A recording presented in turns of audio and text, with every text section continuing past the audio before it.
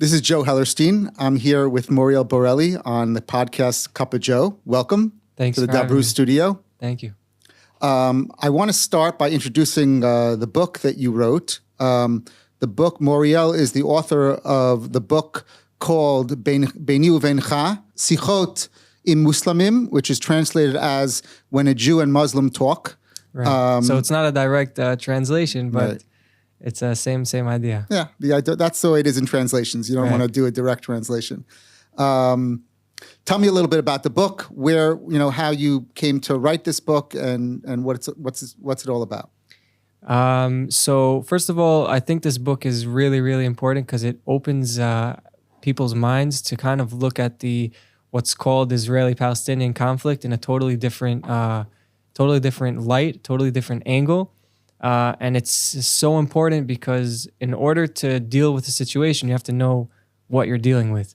And I think that the general consensus here in Israel and in the States as well, all over the world, is to look at the conflict as a kind of political conflict, a conflict over land. All the time, there's talk about if it's genocide, apartheid, all these different things.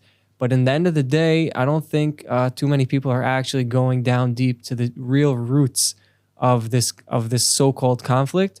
And the only way to actually know how to deal with it the right way is to understand the true roots. So that's really what the book is about.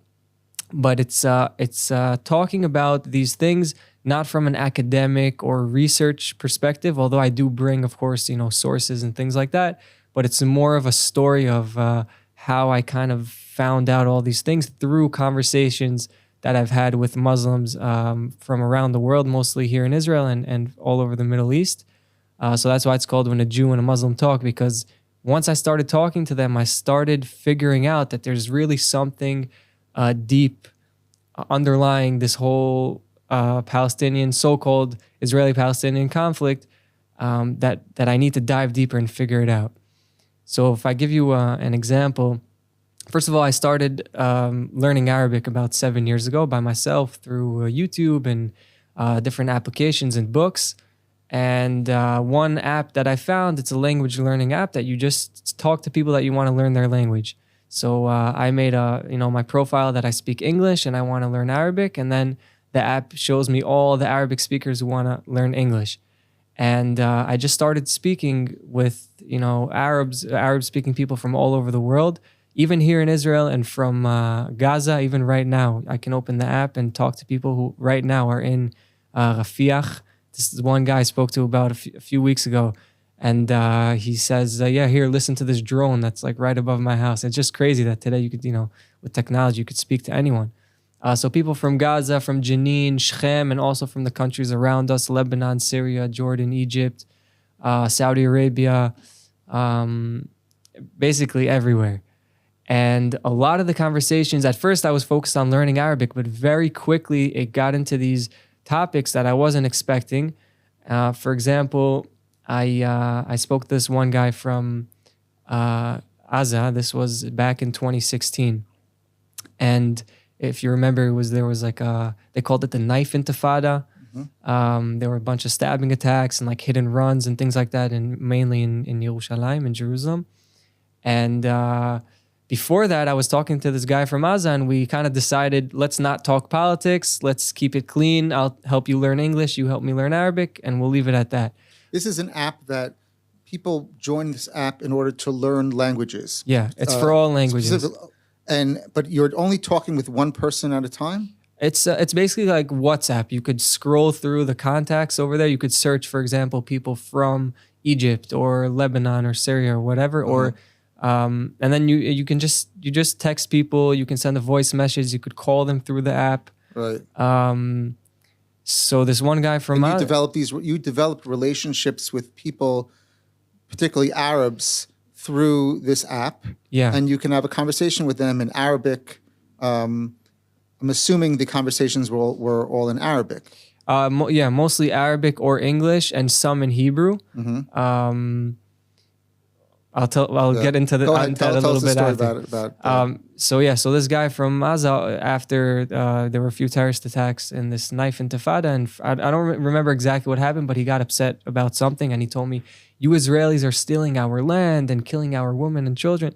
I said, "Hold on one second. First of all, what do you mean I'm stealing your land? This land, the Muslims conquered it from the Christians who were here before them, and the Byzantines, and they took it from the Romans, and the Romans from the Persians, and from the Babylonians, until they took it from the Jews." And then he writes back to me, "Wow, study history. The Jews never had anything in this land before 1948. So then it made me think, what do you mean we've never had anything? And then he tells me there was never any Jewish sovereignty in this land. Never built anything. There was never anything here. Now let's go for an example, to a conversation that I actually had in Hebrew and Arabic with this girl, Muslim girl who lives near Haifa. So she's an Israeli Arab Muslim. And I helped her learn, practice her Hebrew, and she helped me with the Arabic. And one day I asked her something about the Al-Aqsa Mosque, Misgad Al-Aqsa. Who built it? And she told me, according to Islam, according to the Hadith, which is the basically oral teachings of Islam, there were a bunch of different prophets who built the Al-Aqsa Mosque, starting from Adam Arishon, right, Adam, including Abraham. And of course, the most notable one is King Solomon, that built the Al-Aqsa Mosque. So what do you mean he built the Al-Aqsa Mosque? He built the Jewish temple on Har HaBayit, on the Temple Mount. No. There never was any Jewish temple. He built the Al-Aqsa Mosque because he was Muslim. And so did Abraham, because he was also Muslim. And even Adam, who was Muslim. So he was the first one to build the Al-Aqsa Mosque. So then I started to understand that there's really something deep, that I don't understand. And it's rooted in Islam, and it's rooted in their education. And to them, it's so obvious. And to me, I have no idea. And the general public has no idea about this. So I started going deeper and deeper and talking to more and more people. And reading the Quran, going to different professors in universities. I used to sit in Mordechai Kedar in his, it was the second degree in college in Bar Ilan. I would just sit there. Masters. Yeah, I would just sit there and listen, even though I wasn't enrolled or anything like that. And I just really got obsessed with this topic, and I just kept going deeper and deeper and deeper. And what I found is that according to Islam, all the prophets were Muslim, starting from Adam Arishon. All the prophets that we believe in, and some more, for example, like Yeshu, Jesus, in the Quran was a Muslim. And so all of them were Muslim. And what does that mean, though? Because how could someone be Muslim before Muhammad, which is only 1,400 years ago, and we're talking thousands and thousands of years ago? So this is where also understanding Arabic comes in and becomes very important. The word Islam in Arabic means submission. So if someone is Muslim, he's submissive. He submits himself to the one Almighty God. And the second part is that to do that, you have to also believe in the prophets. Because if you don't believe in the prophets, then you're not submitting yourself to God, who is speaking to you through the prophets. So if that's the understanding of what Islam is, and that's what it means that Adam and Abraham and Isaac and Jacob and Moses, Moshe and Bnei Israel themselves were all Muslim, then I think you and I can agree on that. Meaning they submitted themselves to Hashem, to God, and they listened to the prophets that were sent to them. So where it starts going downhill is that according to the Islamic teachings and what's written in the Quran, Bnei Israel started to, after they received the Torah from Moshe on Mount Sinai and all of that, like we know in our Torah, they started to sin. They started to go off the derech, like we say. And they started, killing the prophets and worshiping idolatry and sinning and all of these things. And basically, it's kind of like a replacement theology in Christianity. The Bnei Israel left the righteous path of Islam, of the belief in one God, and kind of created a new religion, which is called Judaism. So that's how they see us today. And the Jews today, in their eyes, have nothing to do with the Bnei Israel that are talked about in the Tanakh, who received, the promise from Hashem to inherit this land and all these things because they left the path. So basically they left God, and God left them and threw them into the diaspora, into the galut, and that's where they're supposed to stay. They're cursed, and they're thrown into the galut, and that's where they're supposed to stay. And that's where everything really blows up when Am Yisrael comes back, the Jewish people come back to the land of Israel, and the Muslim world doesn't know how to deal with this situation because it kind of pulls the carpet from under their feet. Right. So that's where things really get complicated. But how is that different than Christianity? Doesn't Christianity have a similar theology in the sense that that the Jewish people were rejected by God and not made room for the new religion of Christianity? Right. I mean, they may not understand in the same way that I think they understand that there was a Jewish religion, but the Jews rebelled against God and then needed to be replaced by Christianity. And you're saying that Islam believes that Islam is the Muslims are basically the continuation, right? The continuation of the true Islam, which was Judaism before Muhammad. Muhammad brought basically fixed what was broken. Exactly. And the Jews today are kind of like imposters, according to that theology. Right. So yeah, it's very similar to the Christian replacement theology. I think the difference is that the Muslim world has a much harder time kind of accepting the fact, living with the fact that the Jews didn't listen. Even in the Tanakh, it's we read it every week that we, of course we sinned, we made mistakes, but the main point is that Hashem never leaves us, right? There's the pasuk, Banim atem laHashem Elokechem. You are children to the sons of Hashem. So a father can never replace his son, no matter what he does. He can get upset at him, he could punish him, which is what the diaspora is, but he won't replace him. So that's like the main point in Christianity and in Islam that they struggle to understand. And I think in Christianity, somehow they kind of just live with the fact that, okay, so God maybe didn't leave the Jews, but we're not going to, rile up the entire Christian world to fight against. Well, they did. They did in parts of their history. Right, no, but I'm talking about in the founding, let's say in 1948, in the founding of the state of Israel. It's not like the entire Christian world said, if the Jews come back to the land of Israel, that means that Christianity is false because all these 2,000 years we've been believing that God replaced them. And now, this is a fact that God didn't replace them because their prophecies are coming true and they're coming back to the land. So they didn't rise up and decide to fight against the Jewish people, but that's exactly what the Muslim world did. And until today, that's what's really going on. That's why I keep saying, the so-called Israeli-Palestinian conflict, because I see it as just a symptom of a much deeper problem, which has been for 1,400 years since the founding of Islam against Judaism. And today it just found another way of, surfacing, which is through this conflict. And in your conversations but how many conversations, how many people Arabs did you speak to? Hundreds. Yeah. And they all seem to accept this theology of what you're explaining now, right? Of basically that the Jews were really Muslims. Yeah. And that all Muhammad did was correct what was broken, right, and fix the people, basically to create the new, right, the new Jews.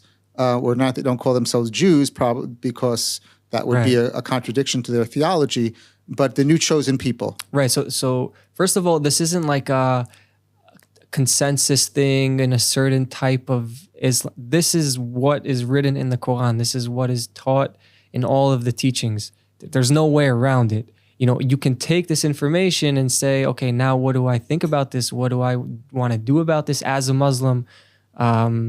Or as a Christian, for that part, that's what we're talking about before. You can decide. I think the Christians decided in a certain way, okay, we're kind of going to put that aside and we're not going to fight against it. And the Muslims decided we have to fight against this because this is going to totally destroy our religion. I don't think it has to be that way, but I think that's the path that they chose. So I just want to talk about that aspect of the fight, the struggle. What we hear as jihad. Yeah. What place does that have in Islam, in the Quran, in the conversations that you had with people? How did that come out as being, a focal point of Islam? So jihad, first of all, again, to understand the terminology, in Arabic means a struggle in the name of Islam, or in the name of Allah, in the name of God. So there are lots of different types of jihad. Most people, think about jihad as the war of jihad, fighting physically, fighting the non-believers. But there are a lot of other sides of jihad: educational jihad, financial jihad, BDS. All these things are a type of jihad.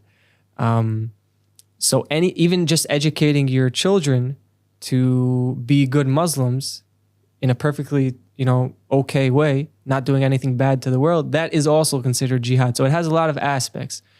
But today, because everything is so politicized and there's so much propaganda, so all of that goes into this, concept of jihad, and it's just being blown up more and more and more, and there's more oil being added to the fire all the time, because it serves this purpose of fighting against the Jews and the Jewish state. So a lot of people that I've spoken to, it's just like, they're so brainwashed by the propaganda that's going on. It's very, very difficult to even speak to them and go deep into these things and try to find a way to speak to them, because it's just, it's all over, especially today after the war and all of that.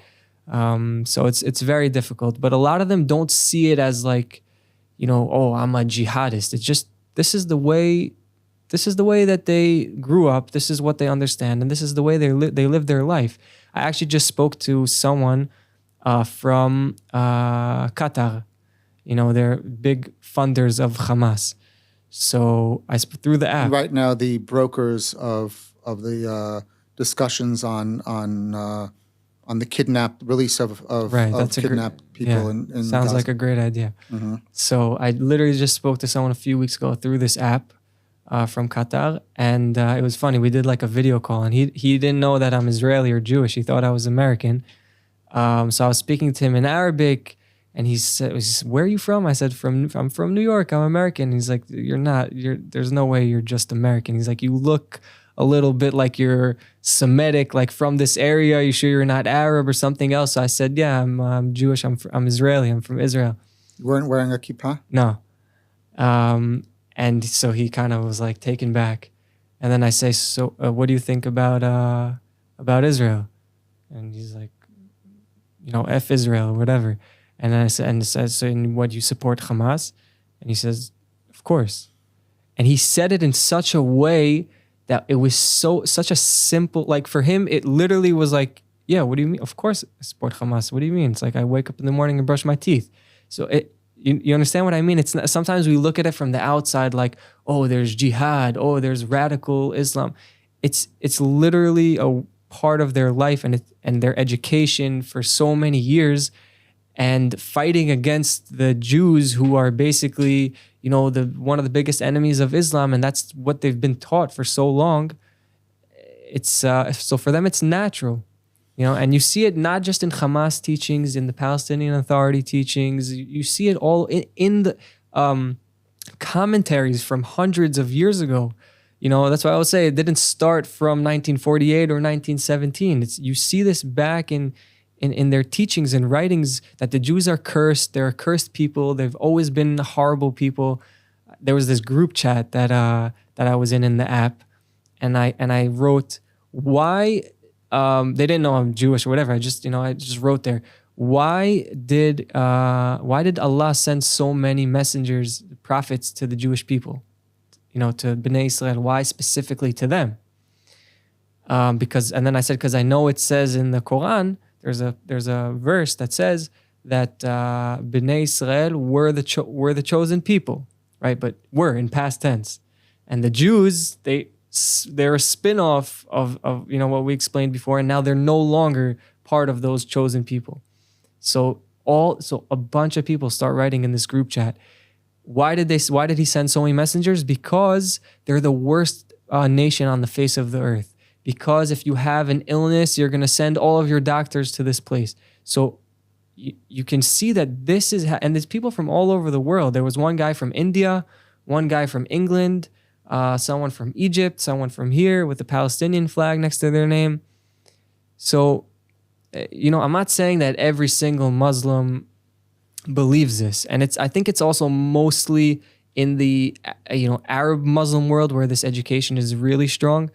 But in the end of the day, again, it's all a question of education. Where do they, put the weight? I want to touch on a few things that you just mentioned. Number one is this distinction between that we really get from the media of radical Islam and Islam.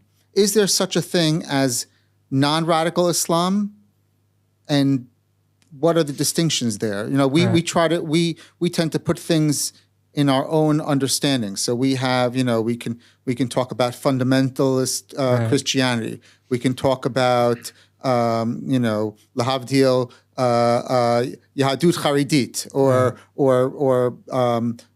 orthodoxy, conservative. How do those terms fit in the Muslim world of radical Islam and just plain Islam? So the way I see it is, it's more about, not about if Islam is radical or not, more about the person.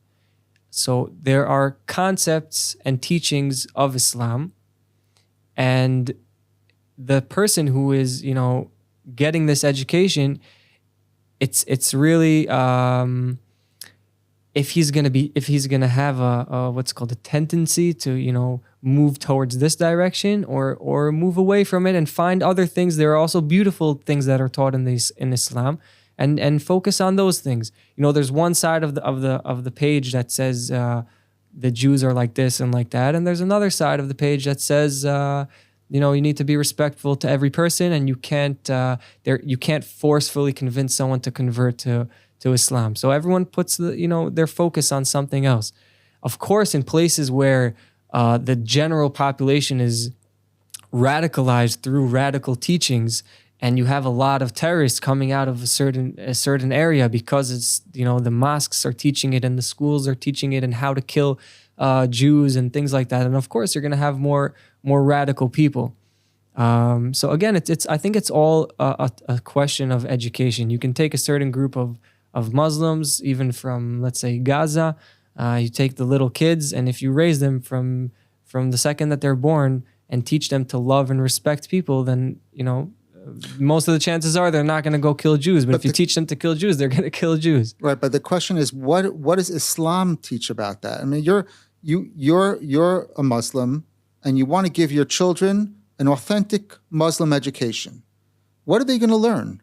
What are they going to learn? Forget about what their tendency is, what kind of person they're is. You can't forget about that because they, again, you can as a Muslim parent who wants to raise their kid, right? It goes back to what we were talking about, jihad. So if they understand that a perfect way of doing jihad is to raise your kid to give charity and to love other people and to and love God and pray to God, then they're doing jihad. But if another person thinks that, that's all good, but that's not enough. To do jihad, you need to take a knife and you have to go kill a Jew, because that's what it means to do jihad, or blow yourself up on a bus. So, it's not like there's one teaching. There are a lot of different things, and it depends what they're putting. Are there any imams that would say what you're saying now, that you know of? Imams. Imam is the Muslim teacher, the Muslim, let's say, religious authority. That what would they say? That would say what you're saying now, that you can choose to be a good Muslim by loving other people, convincing them out of love, spreading kindness, giving charity, and not focusing or putting aside the violent aspects, or the war, right. the waging war aspects. Right. So there definitely are out there. I don't know numbers, but there definitely are. I think that there aren't enough. I wish there were more of those. And again, I know that they talk about these things and they say, they won't necessarily say you need to wage war physically, but there's also other ways of waging war. Like we said, jihad it's encompassing. You can BDS is part of waging war. Get on social media, go protest against Israel. All these things, of course, it's a chova. It's obligatory to be against Israel today as a Muslim. It is so, but there's no room in Islam for allowing the Jewish people to have a state in biblical Israel. Is that something that is automatically contradictory to Islam? So I'm in contact with a group. You probably know Rav Sherki. Mm-hmm. So he has a group that they're in contact with a lot of religious Muslim leaders around the world who are actually, confirming that there is room for this, that there is room for a Jewish state in the land of Israel, and that they have a connection to the land, but they're very, very few. Of course, their voice isn't heard enough. And they actually have a way of interpreting the Quran and putting the focus on certain things and not on other things. But if you look at the general Muslim world, especially here, our neighbors around us, you see that the way things are taught. And also when you go back in teachings that were taught hundreds of years ago, you see so much hatred. Even the Rambam writes in Igeret Teman, this is almost 1,000 years ago, he wrote to the Jews in Yemen who were going through prosecution and they had to convert to Islam. Persecution. And they had to convert to Islam. And he wrote to them, he said that the Muslims, that this diaspora that we're in under the Muslim rule, they're the worst. They're the nation who has done the most damage and has the most hatred towards the Jewish people, which this is 1,000 years ago. So obviously back then it was happening and the teachings were still being taught. But I definitely know that there are those who don't teach these things and even say, yes, the Jews, they belong to this land. They're still the chosen people, just like it says in the Quran, and it's just a small quantity, and their voice isn't heard. And I wish that there were more that would speak about this, and I think that there's a way to, at the end of my book, I talk about this and allude to it that it's. Like I'm saying, it's really all about education. And I think that there has to be a way that we can change the education in the Muslim world to reach a better situation than we're in now. But I think it starts from us. I think it starts from Am Yisrael, from the Jewish people, and not from them. One of the hardest things for me to hear from someone that I spoke to, this is someone that I went to a tour guide course with in Yerushalayim. He was a Muslim Arab from Jerusalem. And one time we were arguing and he said to me, why should I believe that this land belongs to you if half of your people don't even believe this? So that was like a smack in the face, and I was like, I really understand that it starts from us. We really have to believe that we belong here, that this land is promised to us by Hashem. We have a purpose in this land. We can't, Lama lo Uganda, we can't go to a different place. It has to be here. Our entire history is here. For thousands of years, we've been praying to come back to this land. We have to really understand our true connection and our true purpose here. And once we live that way and really understand it, then it'll also be, it'll glow and will be a light to the other nations, will be a light to the Muslim world, who will respect. And in the Arab world, respect is like the highest thing. And if they see us as not respecting ourselves, so why should they respect us? Right? We have all these internal conflicts. And like he said, half of you guys don't even believe that this land belongs to you. He's talking about Jews in Israel and outside of Israel and all of these different types of groups. So why should he respect us if we don't respect ourselves, if we don't respect our history and our religion and our connection to the land? So I think that's really where everything starts. If we really want to make a change, then the change has to start from within, and then it can be, go out to the Muslim world as well. But one of the things that, we've been trying to do since the start of the Arab-Israeli conflict is to, what you're called, when you say educate, to educate the Arab world. We've been trying to educate them since probably Oslo, or maybe even before Oslo, that if we give them a better life, we give them more financial comfort, if we try to introduce more freedom, if we try to change the education system, to change the way they educate themselves, that's the key to a coexistence. And it sounds like that's a little bit of what you're saying now. But haven't we learned that we in the Western world can't educate the Arab world? And maybe that's one of the mistakes that we've been trying to make is to try to educate them. Right. No, so I agree with you 100%. I don't think that the right way to do it is to impose our Western. First of all, I don't think that we should, as Am Yisrael, we always include ourselves as in the Western world. I think that we're also fooling ourselves, and that we're trying to take values from the Western world, from the liberal, progressive world, and we're causing trouble for ourselves. And then we're trying to take all of that and push it onto the Arab population here. And of course that doesn't work. It has to be much, much deeper. I think we have to have a much deeper understanding, first of all, like I said, of ourselves and of them, of who they are, what their culture is, what their religion is. We don't have to try to change them from being Muslims. They can still be Muslims, they can still be who they are, but I think there has to be a way that we can convince them, not that money is more important than religion, right? Because that's basically what they were trying to do. Here, take jobs, come in from Gaza to Israel, forget about all your ideologies and all of your, all this religious stuff. Just, live a good life, and that's what'll work. And obviously that didn't work.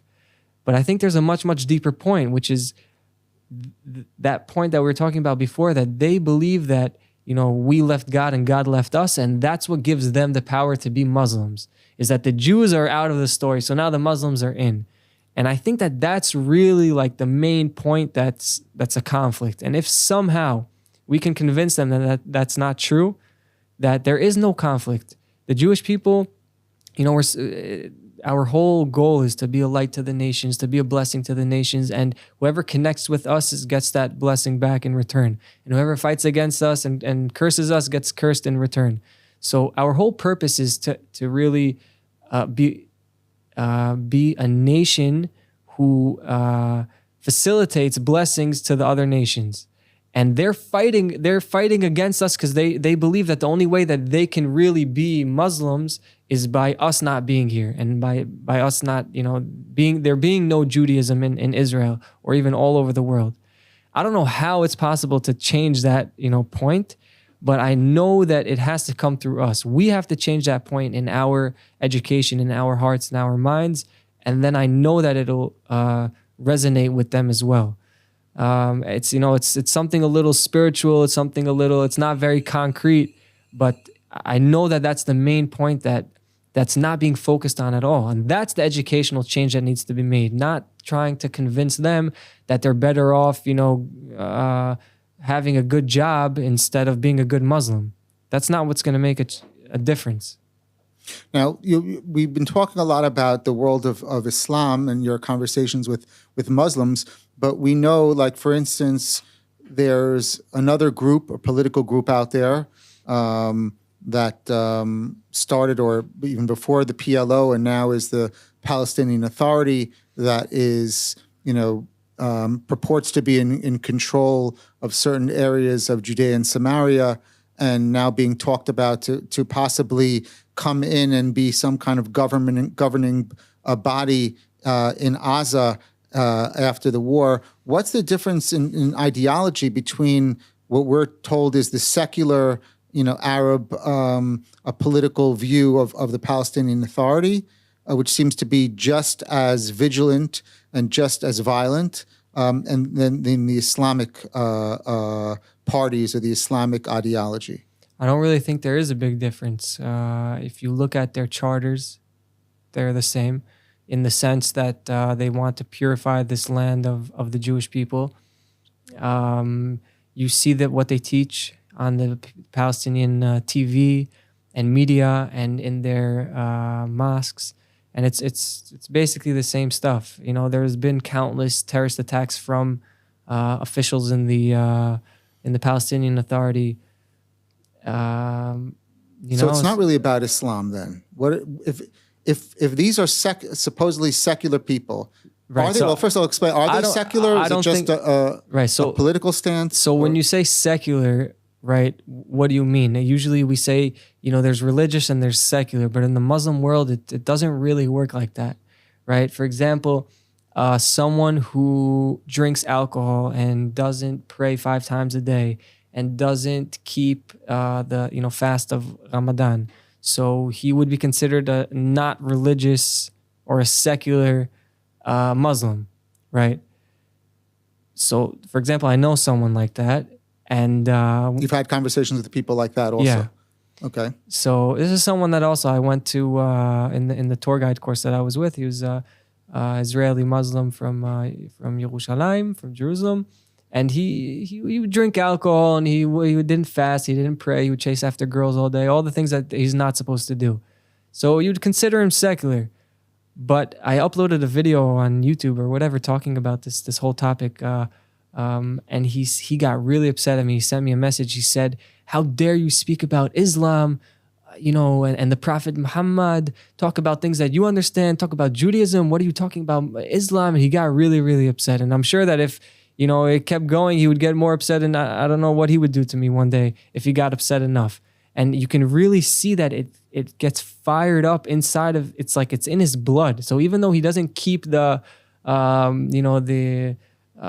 mitzvot of Islam, I don't know if I would consider that secular. If he's so adamant about Islam being the truth and Prophet Muhammad and all these things, he's friendly. He's not a militant. He's not against the Jewish people or something like that. But you see that the second I start talking about this topic, it gets fired up inside of him. So it's the same thing with the Palestinian Authority. They're considered secular, but they still have the same mindset against the Jewish people, and the source of that is from Islam. It's not from anything else. So they're very, very connected. Go take a Palestinian, someone from the Palestinian Authority who's considered secular and tell him, give me a verse from the Quran. He'll give you a verse right away. Right? Tell me what it says in the Quran about Bnei Israel. He'll give you all the verses. So you can't really compare the secular that we know in the Western world to the secular in the Muslim world. And I think that their ideology regarding the Jewish people in Israel is the same. You see it. It's written in black on white in their charter. So what about the idea in Islam, which now you're saying is really the heart of Islam, especially the most important parts of Islam, are subscribed to by people who would even call themselves secular?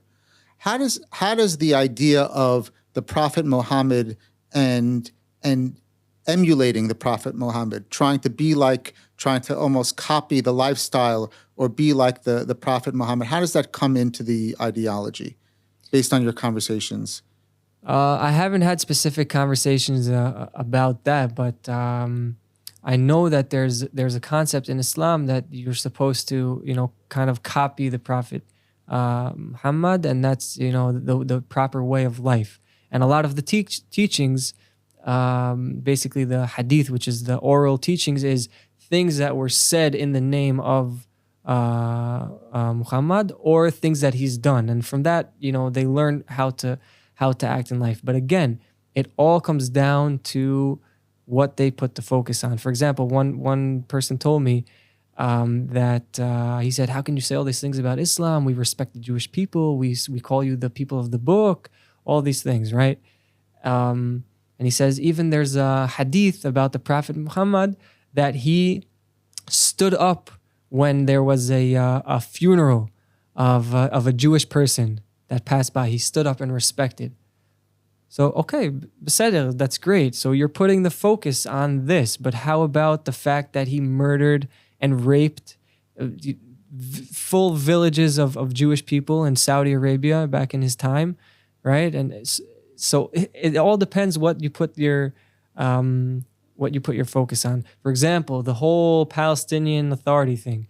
When Arafat signed the Oslo Accords, he said the same day after he signed it, he said that this peace treaty is based on the peace treaty of Hudaybiyah that Prophet Muhammad made with the governors of Mecca in his time, which, to make a long story short, was a 10-year peace treaty that Muhammad signed with the leaders of Mecca, because he wanted, after he left Mecca to Medina, he wanted to come back and take over Mecca. And he wasn't able to because their army was stronger than his army. So he signed a peace treaty with them for 10 years, basically a ceasefire. They would put down their weapons. And after 2 years, he came with his army and slaughtered all of them, and basically broke the peace treaty. And under this treaty were also the Jews of Khaybar, who were under the sovereignty of the leaders of Mecca, who weren't Muslim at the time. They were Arabs, who were pagan. But they were protecting the Jews of Khaybar, and Muhammad took advantage of the situation, and he went and slaughtered the people in Mecca and the Jews in Khaybar. So that's where today also, not just today, since in the Intifada, and it came back today, is that they're chanting, you hear Muslims all over the world chanting, Khaybar, Khaybar, ya Yahud, Jaish Muhammad Sof Yaud. Jewish people, the army of Muhammad, remember Khaybar, because the army of Muhammad is going to come back and do to you what Muhammad did back then. So Arafat said that this peace treaty is based on that peace treaty, meaning I'm signing this because right now I don't really have another option. But before this peace treaty is over, I'm going to find a way to come and slaughter all of you before, while you put down your weapons. So basically, when you and this is what you said. This is walking in the way of Muhammad. So when you talk about the more moderate Muslims, they would choose just not to focus on this aspect and choose to focus on other aspects of Muhammad's life. Right, like the fact that he stood up when the funeral. That he showed respect for a Jewish person, and they're kind of turning a blind eye to all the other things that he did. So is it safe to say that, is it correct to say that the terrorists, the Nukhba terrorists who attacked us on October 7th, saw themselves as continuation of Muhammad? Of course. They wanted to imitate Muhammad. Of course.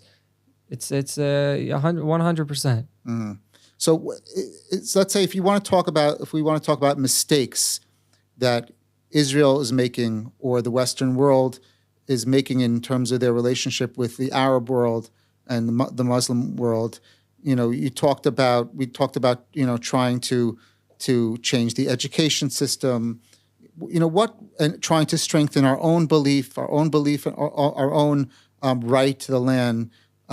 What other mistakes are we making in terms of the Arab world, the Muslim world that we can and should fix? I think there are a lot of mistakes, but I think the most important thing is to really get a good understanding, to start learning and understanding about Islam, about their religion, about their culture, to get a really good, deep understanding. I think this, the general public needs to understand, because a lot of people are just going after all the propaganda and they don't understand anything.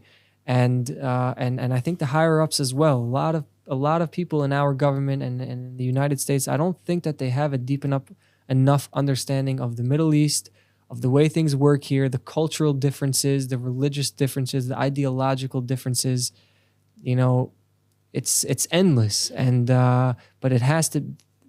People have to understand. You can't go into politics and negotiating with terrorists when you don't know. You think they're freedom fighters, and they're like you and I, that if you just give them you give them money and you give them support and you give them jobs and everything will be okay. But they don't think that way. That's not what's important to them. I'll give you one example. This other guy from this tour guide course, he told me that he has a cousin, I think it was, a cousin or something like that, who wanted to marry a Bedouin Christian girl from Jordan. Okay? So there are Bedouins who are Christian. And basically so if she would marry this Muslim guy from Jerusalem, then her children would be considered Muslim according to Islam. So the Bedouins, they have this tradition that you're not allowed to change your religion or, cause your kids to change their religion. And if you do, it's a death penalty to you and your entire family, to you and all of your offspring and for generations. So she knew that if she would marry this guy, that's what would happen. And she ran away from Jordan and she married this guy, and she can never, ever go back to Jordan because they're literally waiting for her and they're going to kill her, her husband, and her kids and her grandkids and her great-grandkids. These are Bedouin Christians? Bedouin Christians. So this is something that's embedded in the Bedouin, the Arab culture, which is much, much deeper than their religious, like the religious influence on their lives. They have this cultural influence. Even if you look at Islam, there's like the, what's it called? The honor killings, where they kill women in their family, the girls in their family, because they're caught with a guy, or even someone told them that they saw them walking with a guy in a place that they shouldn't be. Sometimes they don't even have anything to prove. They just, because of honor, they kill. And this happens here in Israel as well, in the Israeli Arab society. So actually, Muhammad tried to get rid of this part of the culture. This is something that is pre-Islamic. This is part of ancient Arabic culture. So according to Islam, this is not allowed. This is forbidden. You can't kill your daughter or your cousin or whatever it is because you think that she was with a man before she got married. It's not allowed in Islam. It's considered murder. So the only way to do it is you have to have 4 witnesses, male witnesses, who saw the act with their own eyes, and they keep all of their religious, they don't drink alcohol and all these, you have to have all these circumstances, which is like almost impossible to have 4 people who actually saw it happen and have all these circumstances come to be and bring her to court, and then she can be killed. So he put all these things in place so that it won't happen.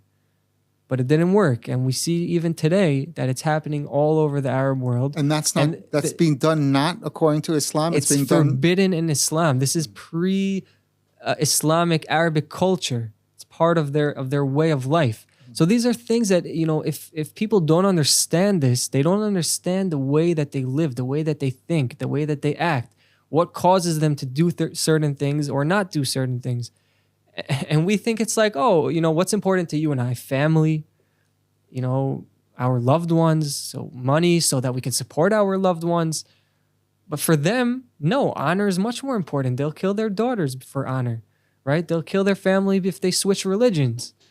So these are things that need to be understood before any progress can be made. Do you think Israel should be dictating the educational system amongst Arabs that live in Israel?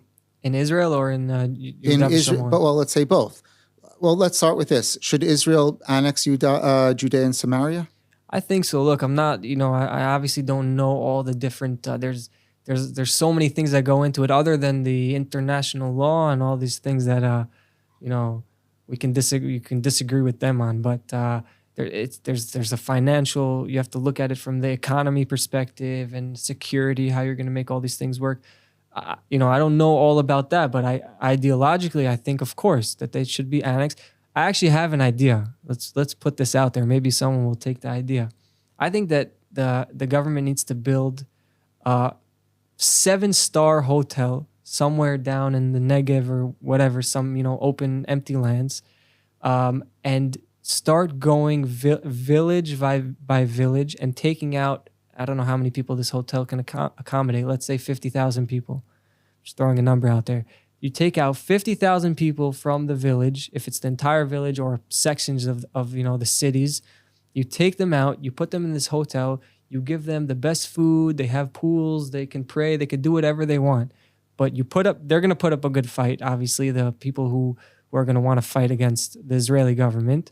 And whoever doesn't and says, you know what, we want to live a better life. We're evacuating. We're going to this hotel for 2 weeks, a month, as long as it takes for the IDF to clear out this village from all of the Hamasnikim, all of the supporters of the Hamas, all of the weapons, all of the tunnels, if they have everything. We're clean, like they did in the past, but we're cleaning up every single village, 50,000 people at a time, and you're going to be in a beautiful hotel until we're done. And once we're done, you can go back in, you get your citizenship, and if there's any tiny little problem that this village makes, then also I think there should be a certain type of, what's it called? Not collateral damage, like a communal, punishment. Communal responsibility. Communal responsibility. There needs to be leaders of these communities who take responsibility for their own people. And the education, you can't have them teaching in the textbooks, in the classroom, how to kill Jews and expect it not to happen and expect for there to be a change. So you have to clear out all the weapons and all the bad guys, and you have to clear out all the bad education.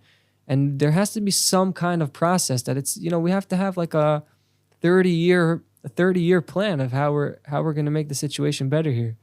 Those are things that I think need to be done somehow, but I think that the mindset is not there. Our mindset is not there. As a government and as a people, I don't think that we're, we see ourselves as Westerners. We see ourselves as, so it's hard to put ourselves in a situation where sometimes, some guilty people might be hurt. Some might be living in situations that aren't good for them until things get better, but that's what you have to do. Have you had conversations with people living in Gaza? Yeah. So I literally had a conversation with someone a few weeks ago, and he sent me he said, listen to the drone above my house. Right now, you can speak to people in Gaza. And a lot of them, most of them don't want to talk, especially because like once I say like I'm Israeli or Jewish, or I start talking about politics, even if I don't tell them that I'm Jewish, I say, what do you think about Hamas? Whose fault do you think it is? So nobody wants to talk because also they know they're being monitored either from one side or the other, or they're scared at least. But yeah, even right now, we can open up the app and you could literally talk to people right now.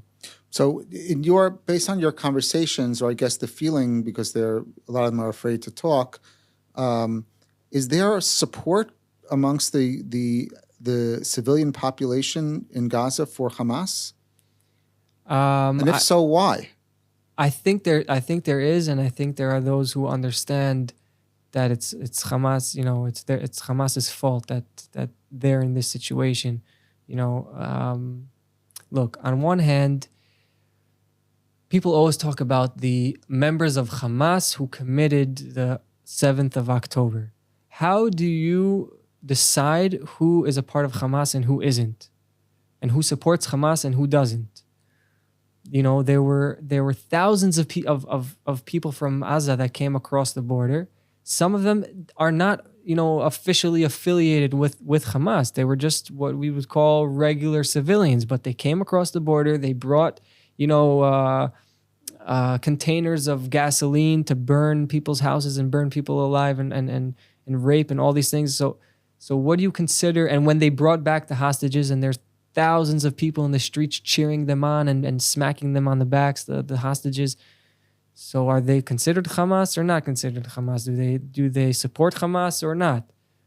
Right? So it's very hard to really get a good read on these things. But in the end of the day, the problem is that the education there is so deeply connected with, this Hamas education of the Jews need to be eradicated. The Jews are the problem. So, it's not surprising that so many of them think this way. Are there those who don't think this way, who maybe, obviously don't want violence? I'm sure there are. But I don't know what, nobody knows what the numbers are. Nobody knows what the percentages is. And even if it's only a 20% who wants to literally kill us and destroy us, that's a big number, right? If it's you 20, think it's 20%? I don't know. I have no idea. And look, in the end of the day, even someone who hates us and believes that the Jews need to be eradicated doesn't necessarily mean that he'll, go grab a gun and do something. But if they come with tractors and take down the border and the border is wide open, then he might. So I want to just, we have to finish up soon, but I want to touch on some important topics. One of them is the level of atrocities. What we saw on October 7th. Yeah. I don't think the world has seen in a long time. These were atrocities that people couldn't believe their eyes when they saw the videos, when they heard about it. Where does that come from within the Arab world? What is the place of using terror, atrocities, rape, beheadings, and things like that? How does that fit in Arab culture? So I think it comes from two places. One is Arab culture, like we talked about before, which is pre-Islamic. It's barbaric. They lived in the desert, very, very tough conditions, and it creates a very tough, barbaric type of culture. They also have beautiful things in their culture, but they also have very barbaric things. And so it stems from there, and it comes from Islam itself. From what Muhammad did to the people, Jewish people in Saudi Arabia when he conquered their villages, and they were beheaded and they were raped and the women were sold to slavery. And these are things that are meant to be followed and mocked, because that's the proper way of life in the eyes of a lot of Muslims. Mimicked, yeah, right. Not mocked. Sorry, mimicked. And so there, for example, there's a verse in the Quran that says that, I don't remember exactly how it goes, but you take your horses and your swords and you put fear into the hearts of your enemies and do whatever you can to instill as much fear as possible. So that includes beheadings and burnings and rapes. It's part of what they learn. Again, who puts their focus on it and who doesn't? But obviously, we've seen that, especially Hamas and people who believe what they believe in, this is what they do. Just one thing I want to mention about October 7th, which we were talking about imams before, if some of them would, not support these teachings or yes. So just about October 7th, there are a few websites online that you can speak with an imam and you can ask them about Islam and all these things.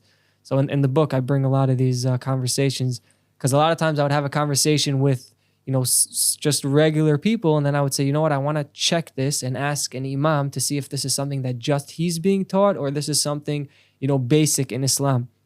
So I asked this imam about October 7th, if it's justified according to Islam, if it's okay. And his answer was, there is no proof that Hamas killed anyone on October 7th.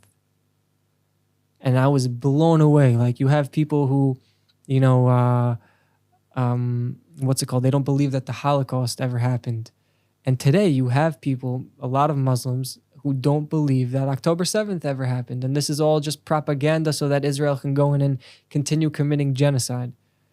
So, but they actually took footage on their own. I mean, it's all AI. It's all propaganda. Okay, so tell us now, just to close, tell us how one can go about getting the book. What are the plans?